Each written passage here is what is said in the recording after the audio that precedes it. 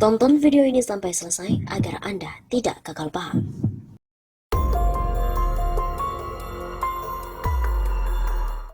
Halo Sobat 651 Safa, kembali lagi bersama dengan kami untuk mengulas fakta-fakta perpolitikan dan juga informasi terkini tanah air.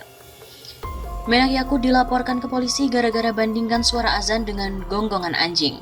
Pakar telematika Roy Suryo bersama dengan Kongres Pemuda Indonesia akan melaporkan Menteri Agama atau Menak Yakut atas tuduhan penistaan agama. Roy Suryo dan juga koleganya mempermasalahkan ucapan Yakut yang diduga membandingkan suara azan dengan gonggongan anjing. Untuk itu, kami akan membuat laporan polisi hari ini di Polda Metro Jaya dalam dugaan melanggar pasal 28 ayat 2 Undang-Undang ITE atau pasal 156A KUHP tentang penistaan agama, kata Presiden Kongres Pemuda Indonesia Fitra Romadoni lewat pesan singkat Kamis 24 Februari. Pelaporan Yakut ini terkait dengan surat edaran Menteri Agama nomor 5 tahun 2022 mengenai pedoman penggunaan pengeras suara di masjid dan juga musola. Dalam suara tersebut, pemerintah menginstruksikan agar volume pengeras suara maksimal 100 desibel. Saat berkunjung ke Pekanbaru, Yakut menjelaskan jika maksud dari surat edaran itu agar membuat masyarakat Indonesia dan hubungan antar agama semakin harmonis. Selain itu, kata Yakut, aturan ini untuk meningkatkan manfaat dan juga mengurangi hal yang tidak bermanfaat. Alasannya di daerah Indonesia yang mayoritas Muslim, hampir di setiap 100-200 meter terdapat masjid ataupun musola. Kami bayangkan, saya Muslim, saya hidup di lingkungan non-Muslim, kemudian rumah ibadah mereka membunyikan toa sehari 5 kali dengan keras secara bersamaan. Itu rasanya bagaimana? Begitu ucapnya. Contohnya lagi, misalkan tetangga kiri kanan, depan belakang, pelihara anjing semua, misalnya menggonggong di waktu yang bersamaan, kita terganggu atau tidak? Artinya, semua suara-suara harus kami atur agar tidak menjadi gangguan. Begitu tegasnya. Yakut juga menegaskan alat pengeras suara di masjid atau musola dapat dipakai, namun diatur agar tidak ada yang merasa terganggu. Hal ini demi niat menggunakan pengeras suara sebagai sarana untuk syiar dan juga tepat dilaksanakan tanpa harus mengganggu umat beragama lain. Kami juga harus menghargai mereka yang berbeda dengan kita, dukungan atas ini juga banyak. Begitu kata Menak.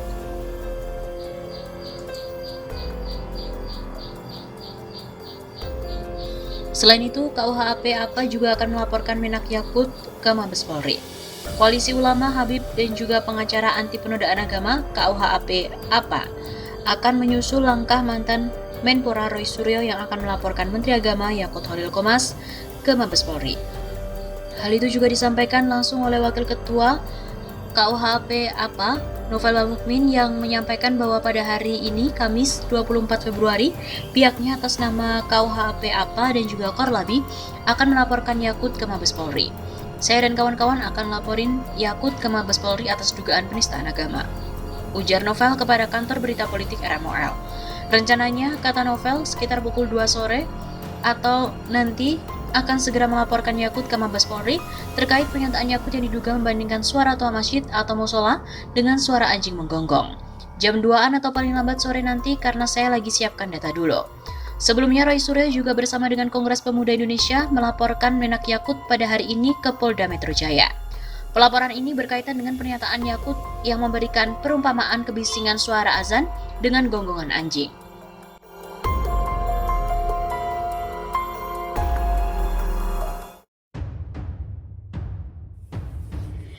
Menak Yakut musibah buat umat Islam. Tulisan ini disadur dari Rizal Fadilah. Keberadaan Menteri Agama beragama Islam seperti Yakut Holil Komas rasanya belum dirasakan manfaatnya bagi umat Islam. Bukannya membahagiakan, justru yang terjadi adalah membuat pusing dan sempit dada umat. Keberadaannya seperti menjadi musibah. Ruwet sejak tekadnya untuk mengafirmasi Syiah dan Ahmadiyah, kurikulum deradikalisasi atau moderasi beragama. Selamat Nauruz 178 EB. Kemenak hanya untuk NU, doa semua agama, larangan kenceleng, hingga terakhir aturan soal pengeras suara di masjid. Sesuatu yang sudah biasa dalam kehidupan umat Islam kini dimasalahkan dan diatur dengan ketat. Menteri Agama Yakut membuat umat kalang kabut. Ironis bahwa pengaturan pengeras suara masjid harus dibuat oleh seorang menteri melalui surat edaran Menteri Agama nomor 5 tahun 2022. Rasanya kurang kerjaan, lagi pula jika dilanggar apa sanksinya? Tentu saja tidak ada, apalagi terhadap bentuk surat edaran itu. Menjadi pertanyaan, sejauh mana kekuatan hukumnya? Surat edaran tersebut ditujukan kepada MUI, DMI, Ormas Islam dan lainnya, di mana organisasi tersebut tidak memiliki hubungan struktural dengan Kemenak. Edaran yang bersifat himbauan dinilai tidak berguna dan dapat diabaikan. Aturan atau kebijakan Menteri Agama harus berbasis hukum dan juga sesuai dengan tata urutan peraturan perundang-undangan. Surat edaran adalah ketentuan internal yang hanya berlaku di lingkungan sendiri, tidak mengikat secara umum dan luas. Surat edaran bukan peraturan perundang-undangan karena tidak berisi norma tingkah laku atau larangan, perintah, izin, dan juga pembebasan. Sudah kontennya soal pengeras suara masjid, juga daya ikat hukumnya tidak ada. Surat edaran Menak ini adalah mengada-ada. Menteri Agama yang kurang kerjaan mengurus TOA. Memang musibah rakyat dan umat Islam dengan memiliki Menteri Agama seperti ini. Menteri yang justru dinilai tidak kompeten dalam bidang keagamaan. Aturan dan kebijakan yang dibuatnya selalu kusut dan semrawut.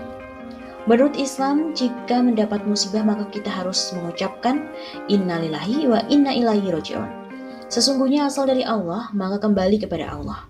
Dengan sikap ini, kita menempatkan diri sebagai orang yang kuat dan sabar. Doa lain adalah Allahumma ajirni fi musibati wa akhlifli khairun minha.